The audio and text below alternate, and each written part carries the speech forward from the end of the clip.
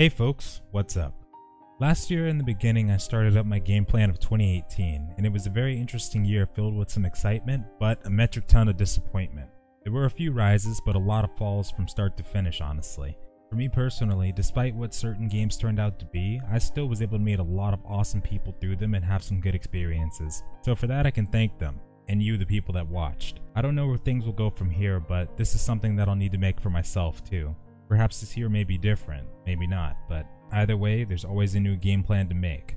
And the year of 2019 might be a big one. Keep in mind this list has no reasoning behind the order of games. Half of them could fail and more than half could succeed, but let us begin. Amazon's New World, and the sandboxes like it. For a long time, games like Worm Online, Shadowbane, Mortal Online, Darkfall, Albion Online, and Dark Age of Camelot have really spoke to me. I always relish the opportunity to jump into games like this. Sandbox give testament to their names. They allow you to build the world around you and progress with it. Life is Feudal was last year's gem for me, even though the population dwindled, but Amazon seems to add that experience back to the genre alongside upcoming sandboxes like it, and I hope I'll be a part of it. PS4 exclusives are ones that I just cannot bring myself to miss anymore. So many have slipped me by. God of War, the new Spider-Man game that would amplify the experience I had so long ago with Spider-Man 2, Horizon Zero Dawn, The Last of Us, the list goes on. Since seeing Sekiro and Ghost of Tsushima as well as some other console games last year, I decided back in November to save up to get a console. And I haven't had a proper console in almost 8 years, not since the age of Xbox and GameCube and Game Boys, some of the golden days, and I want those days back, and we will have them. Ever since Defiance ended up not being fully up to par, I've always had an ache in my heart for shooter RPGs. Defiance wasn't just a game for me, it was a full package experience since I followed it alongside the show, but the shooter RPG experience it did offer was the first one I had. Games like The Division, Ghost Recon Wildlands, Destiny 2, and Warframe had always piqued my interest and I enjoyed all of them for a time. But I was not really able to immerse myself with them from the beginning. Didn't feel like I got the full ride. And with The Division 2, continuation of Bullet Sponge Simulator, I'd like to try that rush again. Real-time strategy games have always been a given for me, and the Total War series is one that I've grown up with. Attila, Rome 2 and 1, Medieval Kingdoms, Shogun, Warhammer, and Thrones of Britannia have all been chapters in my book for this series that I've fallen in love with. 4X games similar to it such as Crusader Kings, Stellaris, Fallen Enchantress, Age of Wonders, etc. have also been near and dear to me. And this next game happens to be going to the Three Kingdoms, one of my absolute favorite periods in history. So count me in.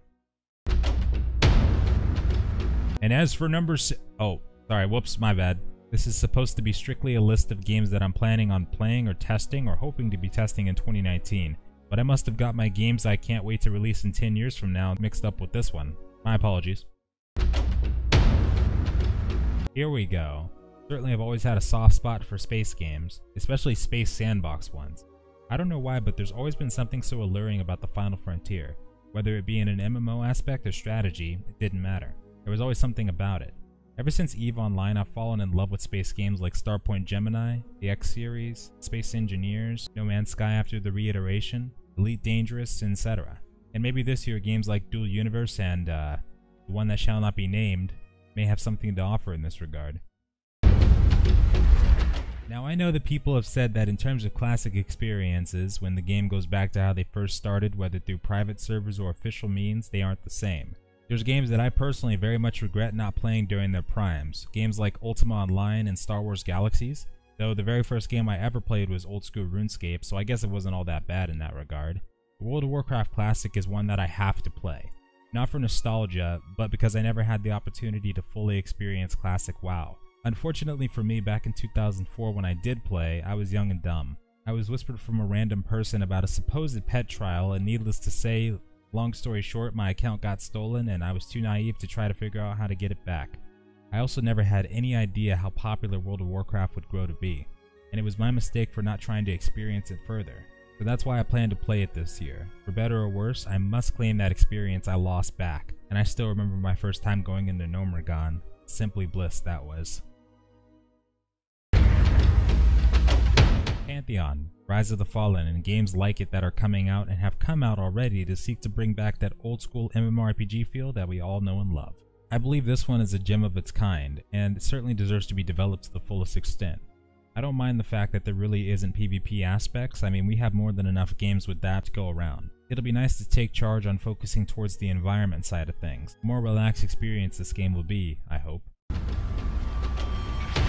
And there are some ambitious games in the works, and Chronicles is definitely no exception. Ever since I heard of what this game planned to be, I fell in love with the idea of this medieval paradise it seemed to offer. Updates on the game's progress are always sought after, and a lot of times they can be far and few in between. But I know for a fact that if and when this game does come out successfully, I will play it in whatever form it begins with.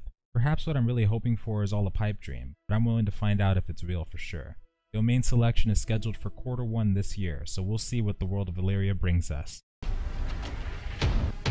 The MMORPGs of 2019 might just prove to be bigger and bolder. It's no secret that the genre has been in a rough place for years now in terms of upcoming games. The already established classics have already been doing just fine. Final Fantasy XIV, ESO, Guild Wars 2, and more that I have thoroughly loved, but I always hunger to find a new home alongside the other MMORPG refugees, and perhaps immerse myself from the very beginning, and become a part of the foundations, though I'm starting to doubt that that will ever happen for me personally, and I'll always have the fate of a drifter, but there's no harm in trying. And now for the long list of honorable mentions. 10 games for an entire year is far too few for me.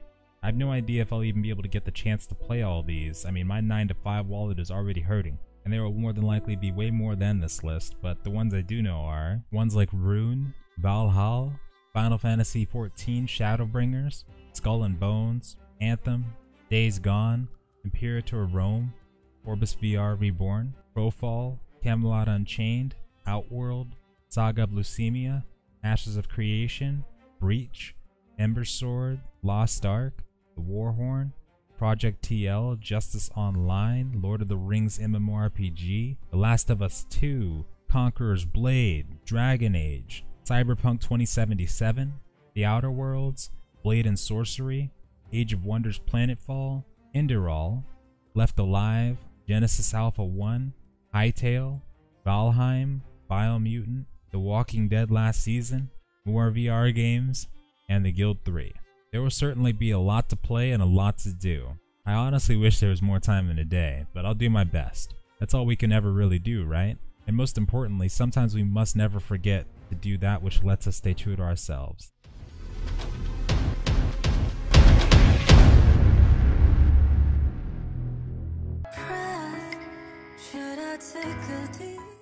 Kingdom Hearts. There are some games like this one that, ironically, are a part of my heart. More than a decade ago, I had the brief pleasure of experiencing a saga such as this. As I said before, the only consoles I had back then were my Xbox, GameCube, and Game Boys.